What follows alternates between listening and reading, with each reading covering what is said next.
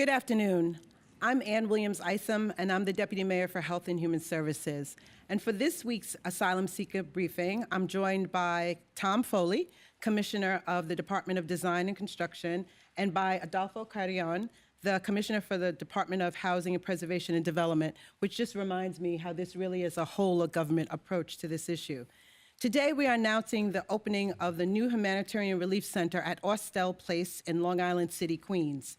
The expansion of this site, which has been used as one of our respite centers, makes this the city's 16th large humanitarian relief center as part of the more than 200 shelter sites the city is operating. Let's think about this. It's been little over a year, and we've opened 200 plus sites in support to move more than 100,000 new arrivals who have come to the city since April of 2022. This phenomenal work done by a dedicated team of public servants and nonprofits should not go unnoticed, as the sites are very complex to structure and to manage. Thank you to all of our team that work day in and day out to really operate and open these emergency sites and execute under these very challenging circumstances. With that said, I will now turn it over to Commissioner Foley to discuss how this new Humanitarian Relief Center is being constructed, and then to Commissioner Carrion to tell us how HPD will manage the site. Commissioner Foley? Thank you, Deputy Mayor. Much as we did during the pandemic when DDC built testing and vaccination sites around the city, DDC has been the rapid reaction force for assessing potential sites and building out humanitarian centers for asylum seekers. The agency provides site assessment capabilities and also operates as the construction manager at city-owned sites, while providing very important oversight of the construction teams to make sure we meet the demanding schedule for the humanitarian center. DDC has completed 41 site assessments in collaboration with our city partners. Each assessment takes approximately 3 days to complete. Site conditions can vary greatly. As the Deputy Mayor noted, DDC was proud to collaborate on Austell Place. This photo shows the site when our teams first arrived. Site assessment teams like the one here included architects, engineers, construction managers to quickly assess each location for potential capacity, ADA safety, code compliance for fire alarms and fire exit routes. They also checked the building's mechanical, electrical, water, sewer systems, and anything else that would require safely housing the asylum seekers. One example of the type of issues that we identified and addressed occurred at Austell Place site. Our team found the emergency egress was partially blocked, that you could see here on the exterior. To address that, we had to do a partial demolition and a reconstruction of the building's boiler room. We installed new storm water drain pipes and built new exterior landing. All this was necessary to ensure fire safety for the asylum seekers and the staff at the site. Here is a picture of the finished product on one of the floors at Austell Place, which we're proud to complete with our partners in city government. As mentioned, our SWAT team of engineers and architects can act and do act quickly to meet the city's need. Like Austell, DDC is currently working or has worked on 10 other humanitarian center sites. Some are owned by the city and some are not. Many of these pictures are from the center at Randall's Island that was recently completed. Once a site has been approved for build-out, DDC manages construction at several of the city-owned sites. For several locations, we mobilize our on-call designers and construction manager, and then use our construction manager, what we call CM Build, to complete the work more quickly. For sites not owned by the city, and which the city leases, DDC teams determine layouts for bed placement and are present at the site, providing oversight of the landlords and the city construction teams in order to meet the aggressive schedule set for these centers to open. DDC staff also helps expedite approvals from agencies such as DOB, Department of Buildings, and also FDNY, and ensure that any critical safety issues are addressed immediately. I'm extremely proud to report that even during emergency contracting like the asylum crises, DDC has met or greatly exceeded our MWB goals for our construction managers, our designers, and our teams that are on site. Using our diverse pool of vendors and all the tools at our disposal, these centers' construction has, in several cases, been completed in 2 weeks or less. Those schedules can vary depending on the size and complexity of the location. This includes bathroom and showering facilities, as seen here. It also includes other essentials like tents for medical personnel. Lastly, I'd like to thank our partners in government and the amazing DDC staff that have worked tirelessly during this crisis to help find and create suitable locations for people seeking refuge in our city. These DDC teams came together to help during the pandemic. They're doing it now for the asylum seeker crisis. They're on call for any future emergencies that may arise in our great city. Back to you. Thank you, Deputy Mayor. Thank you so much, Commissioner. Commissioner Carrion? Thank you, Deputy Mayor, and thank you as well, Commissioner Foley, for your partnership, not only for your update today, but for your work serving asylum seekers. New York City's compassionate approach to the unfolding asylum seeker crisis provides a path forward for the rest of the state and for the rest of the country. We continue on that path with the opening of yet another humanitarian emergency response and relief center at Austell Place in Long Island City, where those arriving in this country, having fled hardship, will be welcomed with the dignity and respect they deserve. Our agency is only one of many city agencies tasked with managing sites like Austell Place, but we're proud to be part of the citywide effort to shelter asylum seekers. The speed at which the city is rapidly scaling capacity to meet the needs of this crisis is nothing short of Herculean. It's also in line with the level of care and attention to detail we provide in managing each site. At Austell Place and at each of our humanitarian emergency response and relief centers, we're providing as much support as is humanly possible. At full capacity, Austell Place will be able to serve nearly 1,000 people, or offering not only a safe place to sleep, but also food, medical care, and help from social service workers. Guests will have access to a cafeteria with 3 meals and snacks each day, medical staff, case management to assist with legal aid, reconnection ticketing to find their friends and family, and referrals to other service providers as needed. The center will contain 5 floors. The top 4 floors will be used for sleeping areas, and the first floor will have intake, a cafeteria, a lounge, a medical station, a case management station, and a mailroom. Currently, there is capacity in this building for 330 guests on the top 2 floors, while construction finishes on the other floors. We're expecting all the work to be completed and for maximum capacity to be reached by the end of next week. Families, men, women, and children are arriving in New York City, turning to us in their time of need, and we're doing everything in our power to make those individuals feel safe, sheltered, and part of our community. Before I turn back to Deputy Mayor, I would be remiss if I didn't acknowledge the HPD staff who are working around the clock to address this crisis with compassion and care for others. I also want to acknowledge the incredibly demanding work that our partners are doing in close coordination with HPD and other agencies, including DOTCO, Garner, and New York Disaster Interfaith Services, who are each working around the clock, 24/7, to help stand up sites and manage the day-to-day operations. We would not be where we are today in managing this crisis if it were not for our staff and our crucial partners who are carrying out this mission. As HPD Commissioner, I get to see firsthand the tremendous amount of care being provided, not only at these centers, but in every step leading up to opening and managing each site. For many of us, this was not the job we signed up for or expected to be doing over a year ago. But I'm inspired by those whose dedication to serving the public shines through every single day. Right now, that dedication calls on us as a city to do what is needed for those seeking refuge here in the great city of New York. I'm proud to say my city, our city, New York City, is up to that challenge and doing what is right by these newest Americans. Thank you, Deputy Mayor. Thank you so much, Commissioner. This new site demonstrates that this crisis, even though some are wondering if we should still call it a crisis, is still very much with us, and that we continue to meet our obligations. But this is only a piece of what we know is a larger ecosystem of work that needs to happen through our efforts of those with the state and federal government. As you all remember, last Thursday, the mayor led the American Dream Works rally, calling for federal partners to unlock faster pathways for people to work. I want to thank everyone who came out at that last week's rally, calling for the federal government to speed up work authorizations and make it easier for people who are seeking asylum.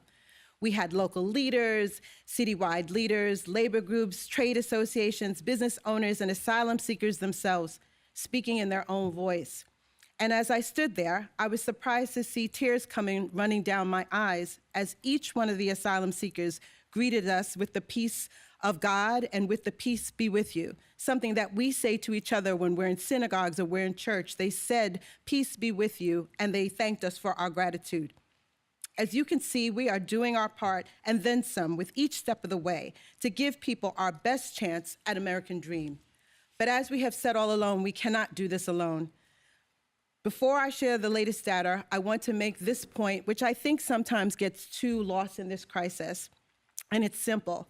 I and 8.3 million other people who are lucky enough to call the greatest city on the earth our home, we live in New York State. We live in the United States.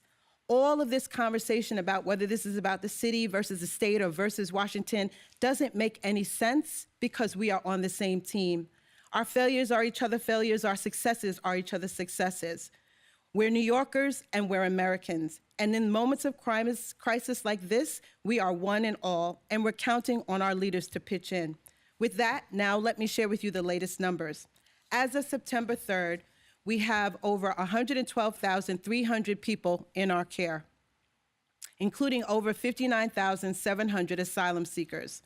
Over 10,100 asylum seekers have come through our intake center since September of 2022. We have opened 206 sites, including 15 humanitarian relief centers, including Austell Place, which we transitioned to a HERC.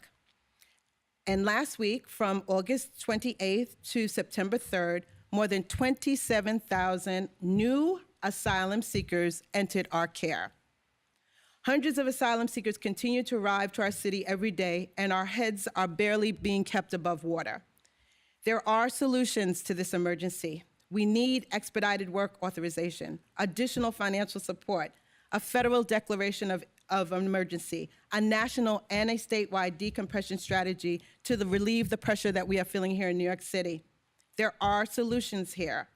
The status quo is not working, and New Yorkers are demanding that we do more. I think we should heed their call. With that, I will take questions. Thank you. Two questions. First one for you, Deputy Mayor. We reported this morning that the city has started moving single adult migrants from 4 HERCs in Manhattan, with the thinking being that that will open up space for families with children.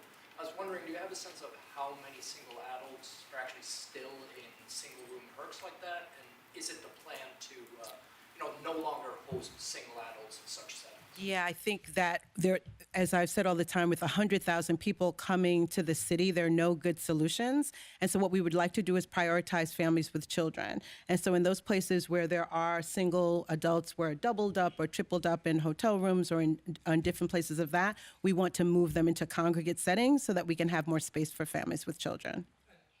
Question just for the commissioner, too, if you don't mind.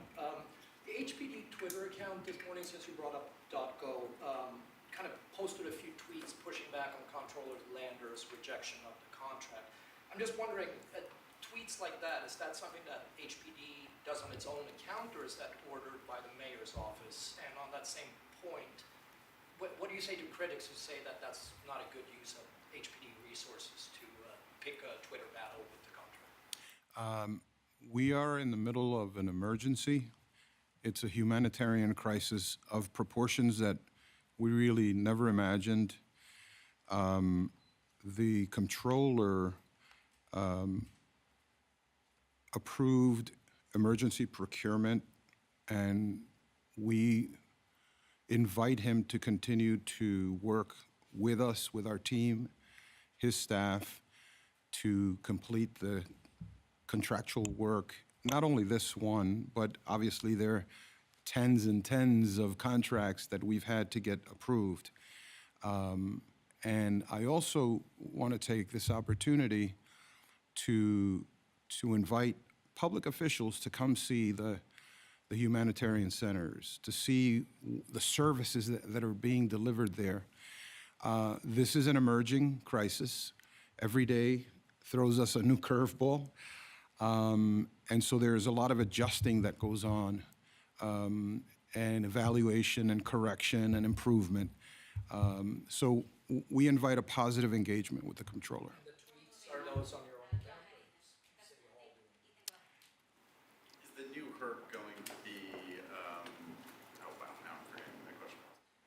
Is it going to be funded by the state? That's a great question. I'll tell place. I don't think so. No. Yeah, I don't think so. And they'll correct me if I'm wrong. Yeah. George tells me no. Oh, George says no. Yeah. Okay, thank you. Hi, Liz. I was told that 6 buses were expected today from Texas coming to Port Authority. I wanted to see if you could confirm that. And also, one of the advocates tells us that the conditions at the Roosevelt are getting more and more crowded. That there are families that are basically spending several days waiting to get processed and they're sleeping on cots in a ballroom. And I wanted to know if you could confirm that and just say, like, how long is the average wait time for a family to get a hotel room or whatever accommodations? Thank you for that question. We are definitely running out of room. I did get notice last night that we were expecting 6 buses today, which again, I want us to think about this. What are we, 13, 14 months into this, and we're still getting buses when we already have 112,000 people that we're taking care of? That is not sustainable. Certainly can't be sustained by the city alone. The last time I was at the Roosevelt, every space was taken up. You'd see moms, you'd see pack and place set up. So I'm not surprised to see that that every inch of the Roosevelt is being used. And we, to Chris's point earlier, we're trying to do the best that we can to free up space in hotel rooms so that we can have more space for families with children. It's a dire situation. Thank you. In terms of proceeding with DOTCO contract, notwithstanding the comptroller's returning it, are there any procedural steps or official sort of override that needs to happen in order to pay that contract and compensate the work being done, or is it something that just happens on its own that you're able to just do without any sort of procedural step? Yes, so I think I'm going to go back to what the commissioner said, which is that, with over 100,000 folks coming into our shelter system, we have been working with the controller. I was actually with him this afternoon at the legal clinic where we were able to go through to take a tour of that to see how we would be able to expand that and do that very important work. We all have different roles to play. Our role is to make sure that we are opening up sites and that we're doing that correctly and that people are staying safe. And so we are going to hope to continue to work with the controller in order to do that so that we don't have anybody sleeping on the street. So I'm not going to get into the whole process of the contractual process. We will do what we need to do to make sure that no families with children are sleeping on the streets here. This is for the Deputy Mayor. Recently, the city appealed a non-voting citizen for non-citizens to vote in our municipal elections. Also with the working papers. If you guys win that appeal and the migrants get, the asylum seekers get the working papers, are they able to vote in our municipal elections? So I don't know the answer to that. I'm not aware of that. I don't think so, but we can follow up on that so that I don't give you an incorrect answer, okay? You're welcome. Commissioner, please, if you could speak to us in Spanish. Sí, cómo no. Claro. Claro que sí. Sí. Para finales de la semana próxima. Bueno, esto es la apertura de un nuevo centro de crisis humanitaria. Ya hemos montado 15 de ellos a través de la ciudad en colaboración con los otros departamentos de la ciudad. Va a acomodar 1,000 personas en 5 pisos.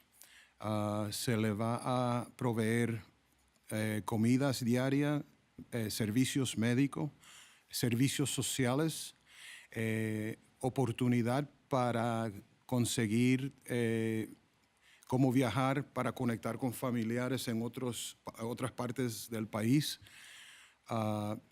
Todo eso ocurre diariamente en estos centros Y es un trabajo inmenso, obviamente, porque siguen llegando diariamente. Anoche llegaron 6 buses. La semana pasada, casi 2.400 nuevos llegados aquí. Y esto sigue. Ya tenemos 112,000 personas que llegaron a la ciudad. 60,000 de ellos están en nuestro cuidado. Es trabajo inmenso. Nosotros hicimos un compromiso como una ciudad, pero como dice la diputada, necesitamos la colaboración del presidente de los Estados Unidos, el Congreso y el Estado de Nueva York, que continúen ayudando a la ciudad de Nueva York para poder manejar esta crisis. Mayor, I wanted to ask you about, to follow up on some of your remarks that you had made in July of this year. You had said that most of the asylum seekers are coming to the city right now, it's a quote, are actually not coming by buses. On some days, we don't get any buses that are coming from south of the border. Has it picked back up with regard to the buses? And then the second question is, you also said, and I'm reading the quote, migrants might be in other parts of the United States, they're hearing about New York City and what they get when they come to New York City. Since we have a front door that's open, people are finding themselves here. Yeah. To what extent do you think the policies in New York incentivize folks to come to New York and to America? Every time you make me nervous when you say you're going to tell me my own words. And I was like, no. I was like, that is what I said, and it is true. I was like, they're very wise words. So, no, I would still say, and I was looking at this the other day because I think there was an article where Governor Abbott was talking about how many people he's bused to New York City. And the number was, 13,000. And if we know that we have 59,000 that are here now, we know that people are not just coming on buses. So that's the first answer. But I haven't gotten 6 buses a day in a very long time. I 100%, and I think that this has been confirmed by some discussions that were had at the federal level, that before it was kind of the right to shelter and what's going on in New York City was like our little secret. Now the whole globe knows that if you go to New York City, we're going to do what we always do, right? We have a big heart. We have compassion. We're going to take care of people. You're going to get a hotel room. You're going to get school open arms. And while we love that and we are so proud of that, I think in a way it's being used against us. And I am frustrated by that. And I would like some help about that. And I would like to kind of slow down what's happening at the front door a little bit. I think Chicago and Philadelphia and other places are able to be like, stay here for 30 days, but then, on day 31, you could go to New York City and then they'll take care of you. That doesn't seem fair to me because then it puts us in a situation where we have to make impossible decisions. And I think that's why we're in part of the situation. And honestly, if we didn't have the right to shelter, I think we would still get people, but I think that it would be a little less in terms of the messaging, which is that there's a wide open front door right now. If we're so generous, why should the rest of the country pick up the tab for us? I think that this is a national issue. And I think we shouldn't be penalized for who we are, but I do think that there are solutions to this if we work together. No, let me take out the think, Noah. I know that there are solutions to this if we work together as a state and a federal government, and I don't see why we are the ones who are having a humanitarian response. I've seen what other parts of the country are doing, but there's no fingers pointing to other parts of the country. They're pointing to us and being like, you guys shouldn't be so nice and you shouldn't do what you do. I feel like that's crazy. I also know that New Yorkers are frustrated, and we feel like we're almost in a way being taken advantage of, and we're kind of at the end of our ropes. We'll now take some questions via WebEx. We'll go to Marsha Kramer first. Marsha, you can now unmute your line, please.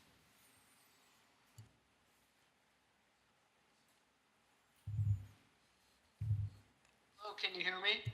Yes, we can.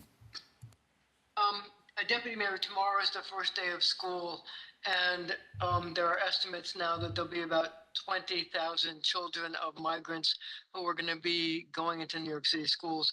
But the head of the UFT says that it could be chaotic because some of the migrants who live in shelters may end up going to one school, but then when they get vouchers, at some point in the school year may have to transfer to another.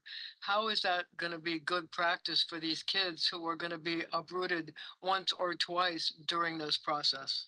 So, Marsha, thank you for the question. And I think we really had, when the Chancellor was here last week, we had an extensive conversation about all the work that they're doing in Project Open Arms.